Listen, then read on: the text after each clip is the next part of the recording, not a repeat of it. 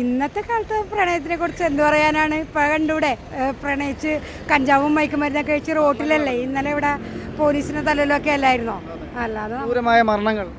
ക്രൂരമായ മരണം. നമ്മളിപ്പോൾ കഴിഞ്ഞ ദിവസം ചോറ്റാനിക്കര ഒരു പ്രശ്നം ഉണ്ടായല്ലോ, പ്രണയം. അതാണ് ഇന്നത്തെ പ്രണയം.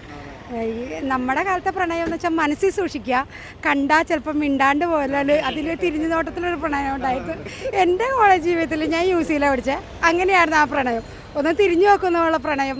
അപ്പോൾ ഒരു പ്രത്യേക ഒരു ഫീലിംഗ് വരാം. അതാണ് അന്നത്തെ പ്രണയം എന്ന് എനിക്ക്. നാട്ടുകാർക്കും വീട്ടുകാർക്കും പ്രശ്നമില്ല, ആർക്കും പ്രശ്നമില്ല. പിന്നെ വീട്ടുകാരറിയും എന്നുള്ള ഭയം ഉണ്ടായിരുന്നു. ഇന്ന് അതില്ല. അതാണ് പ്രശ്നം.